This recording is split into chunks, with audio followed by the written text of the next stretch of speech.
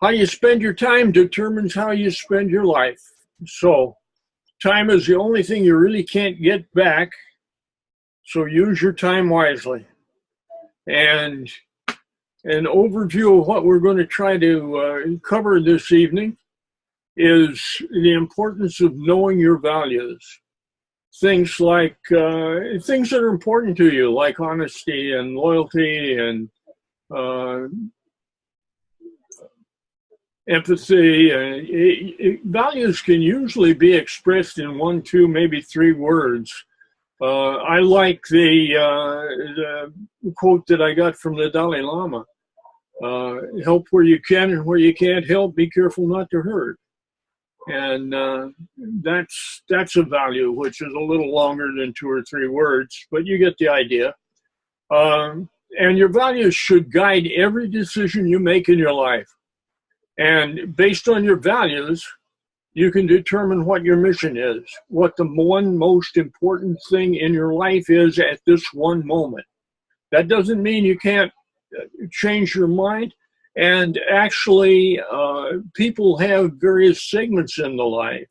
In mine, it's family and work and community service and environment conservation. I think I might have left one out, but anyway, and so for each one of those missions, as you might put it, or calling, some people call it, some kind of people call it their purpose in life. But you would have one of the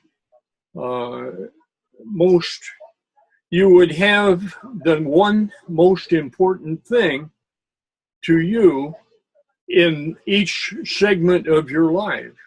And if you were trying to build a internet marketing business like I am, I'm going to be concentrating on one important thing, which is my work. But then next month, I might need to concentrate on family stuff. And of course, in the breaks between sessions, I'll take a break, go out and do some yard work or walk up the hill or do something physical.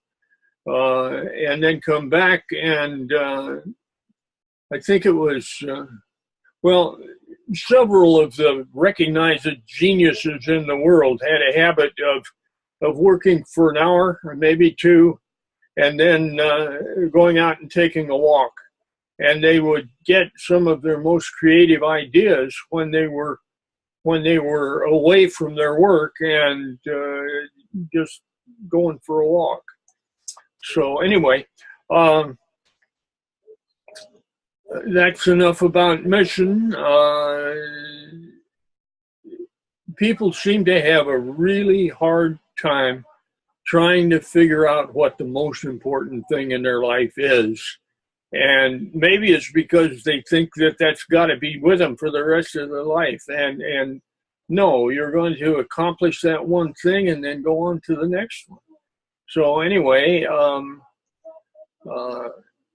of course, the urgent things that that impose upon our life mean that often the important things get procrastinated on. And so know that when your committee is doing something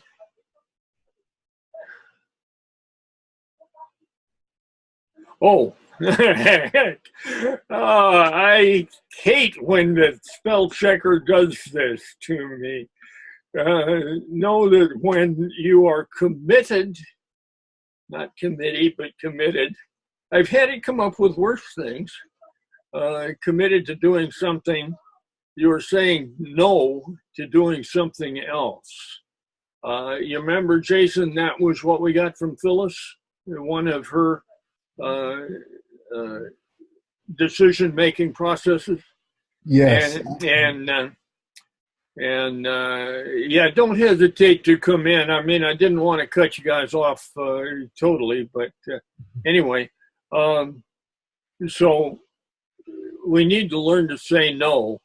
And I had to make that decision when the chair of the neighborhood board this week asked me to write a resolution on the new bus routes that are being proposed for Kaneohe. And so I said yes and did it. And it took an hour and a half that I wasn't devoting to my website. But anyway, you get the idea. Okay. Long-term goals. We have things in our lives that we believe are important. And I talked about that. In each segment of your life, there are important things that you want to accomplish. The problem is to pick one that's the most important thing that you have to accomplish now, in this moment.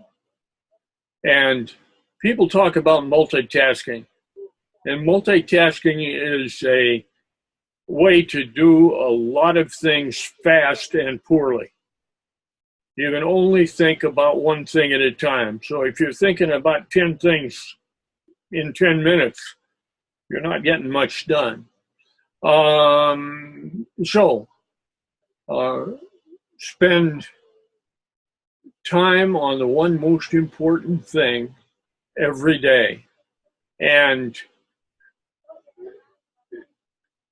I've been taking a course from a psychologist who has developed a way of visualizing and evaluating every day. And she says, if the one most important thing that you need to do is put off, and it might be one day or a month or a year, you know, and most people let the important thing get overwhelmed by the urgent thing. And so they procrastinate on what's really important to them. Do that one thing every day, and if you don't do it, then shorten up the time frame that you're committed to working on it. But get started, even if it's only 5 minutes and you go in and review what you think you need to do. You're getting started, and once you get started, it's hard, at least for me, to quit. So I end up working 2-hour time frames instead of half-hour time frames. But it's still important to take that break and to know how much time you can commit. If you're working full-time, you've got a family to take care of, you may only be able to commit a half an hour a day to doing the important thing in your life. You may only be able to commit 15 minutes, but do it. And so that covers that, and the present situation. Most people are working paycheck to paycheck. Lynn and I were talking about that this afternoon in kind of a personal situation. The gig economy means that companies are now hiring contractors to do the job instead of employees. So they hire people to do a job. When the job's piled, so is the contractor. So instead of being like me, I had 1, 2, 3, 4 jobs in my life. A lot of people are having 4 jobs in 5 years now. So things have changed, and we have to manage our careers as a business, and we have to recognize that globalization and automation will take millions of jobs, and being able to remain viable in the workplace means that we're responsible for maintaining our own skills. When your job's no longer rewarding, if you're no longer growing in that job and gaining valuable experience, it's time to find another job. Because in many cases, you can't move up the ladder in a business that you're working for any longer. You have to do it by moving from one job to the next more demanding job. So you're always gaining greater experience, and that to an employer. Employers now, if you're going to get a job with a business, they're looking for people who are creative and who are leaders in a team. Your skills are less important than your ability to work together with other people. And so in your resume, you want to emphasize not what your job responsibilities were, but what your accomplishments were.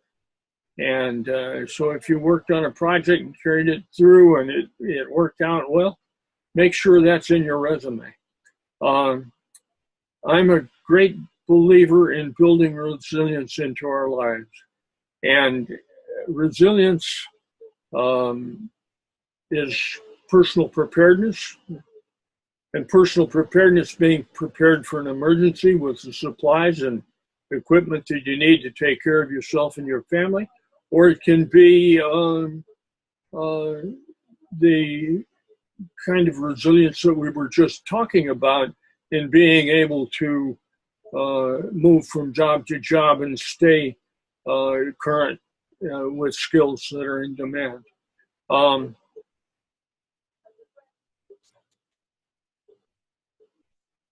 The internet provides us with unlimited opportunities to build a business of our own. And resilience is both personal and financial. And in today's gig economy, where you can never depend on a job lasting, the funding for the job might stop, or the work is pow and you get laid off, or we hit a recession, or you get sick. People need to have a side gig that they have developed and probably tested, and they may just be making a little money at it, but they've got it in place so they can scale up if something happens and they need to make a income. It doesn't mean that you have to choose between a job you like and developing a business in a niche that you like. They're not incompatible.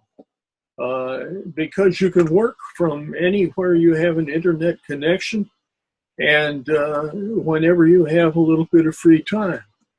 So you need to brand yourself, whether you're working for a business or you're doing your own business. You need to let people know what you can do. And you need to have a website that helps others who are interested in what you're doing relate to you.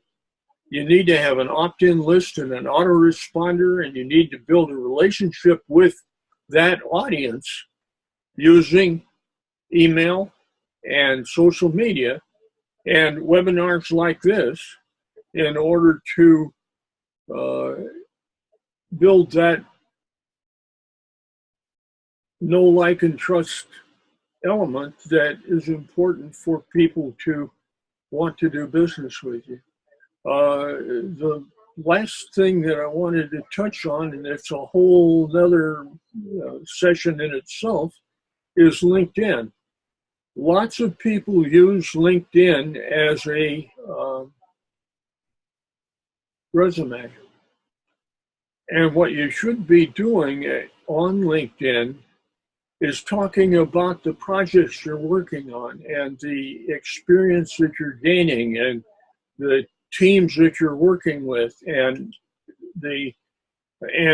building networks with people, getting acquainted with people, interrelating with people that are in LinkedIn, because these are business people that may be interested in what you're developing business-wise, and are certainly interested in what you're doing work-wise. And so LinkedIn is a really important tool in being ready to look for another job, or being exposed to someone who is looking for you to fill that job.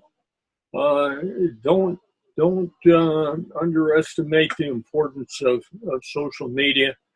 And I think personally, Google Plus is the most important, because Google owns Google Plus, and if you are active on Google Plus, the search engine is going to recognize that. The other great search engine are visual, like Instagram and Pinterest. People use Pinterest to sell their products without ever having a website. So that's important. Come on, where did it go? I did one on, oh, here they are, tools. I jumped over there a little bit. The pen and paper is my favorite tool for journaling. And I've become a quite serious journaler in the last year. I've always kept a kind of a diary, and it's scattered all over the place. So I've been using a little book called Write in the Rain. It's 5 by 7 inches, and it's got horizontal lines, and I don't know if you can see them, but the vertical lines are little dots, so that you can line up a ruler and keep your, you know, if you want to create a form, you can keep your lines straight. And it's $6. You can get a book. This has got 60 pages in it. You can get a book that's got over 200 pages in it that's strictly designed for bullet journaling. It costs about $30, a little less. And so depends on how serious you want to go. I even use the composition book I could buy for $2. So yeah, the composition book is usually used when I want to make notes on a project, or lay out design a website, and put down what pages I want in a mastermind, and mastermind, Jason. Okay, there's two kinds of mastermind. One is the group, and the other is a way of taking notes where it's all kind of spiderwebby. So anyway, let me see if I can come up with the bullet journaling is a way of taking really quick notes and then keeping track of them. This means it's done, that little X. That means it's scheduled, the reverse lesser than symbol. A dot is for a task. And I develop my own symbols, like for my website.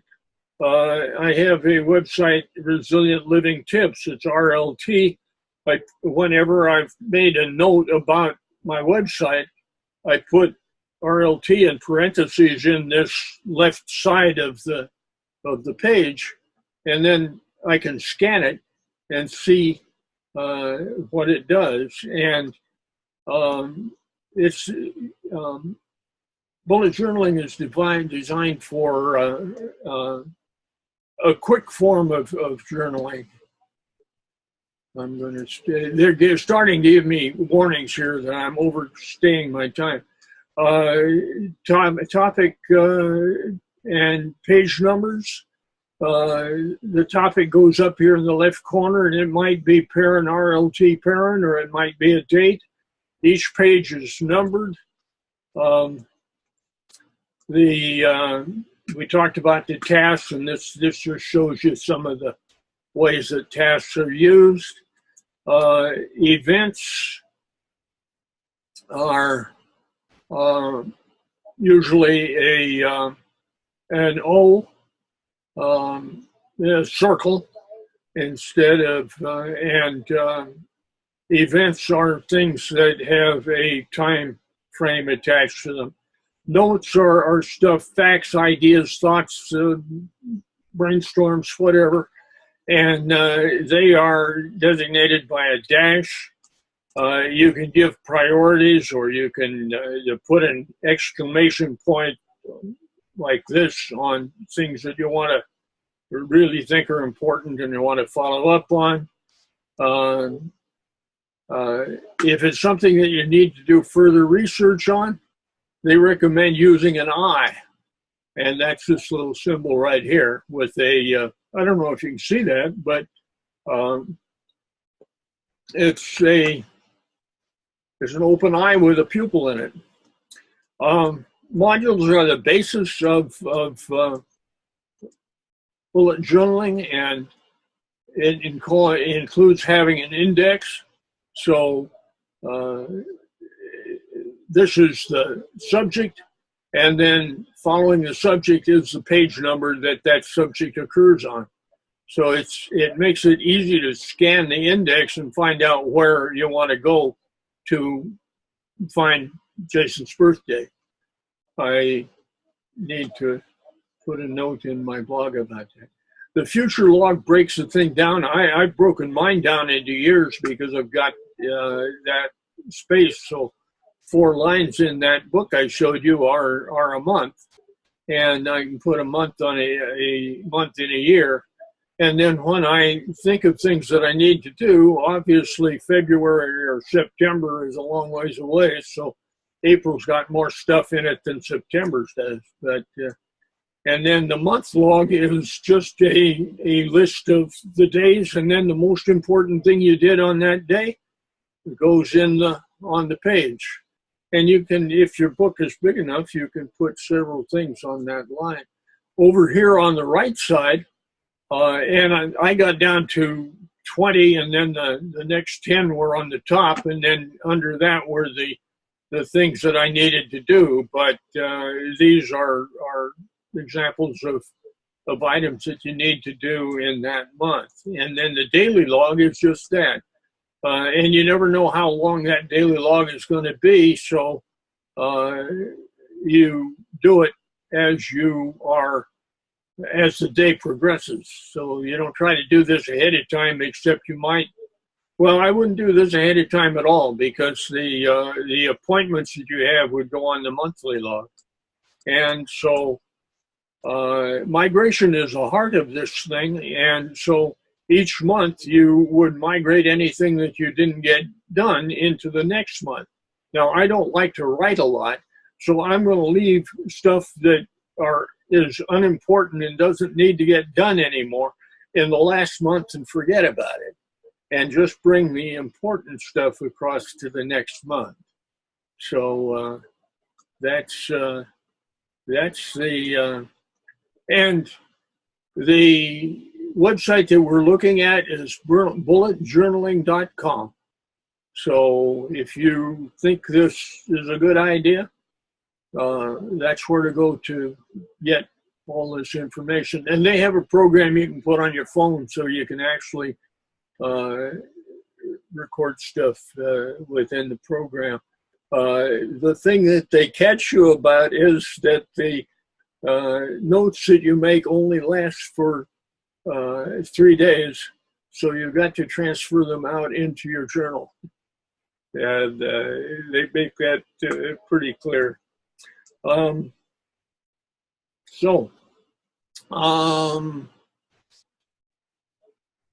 The 5 and 25 rule is something that Warren Buffett uses, and he tells people to write down the 25 most important things that they want to accomplish in their life, then prioritize that list so that you have the 5 most important things. Now, forget about everything that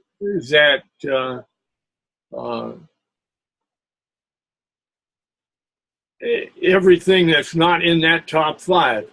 Don't even think about them, and concentrate on that top 5 until you get at least one of them done. Then you can go to that list of the other 20 and pull one of those into the 5. But that's one way of focusing on your mission and the mission in various parts of your life.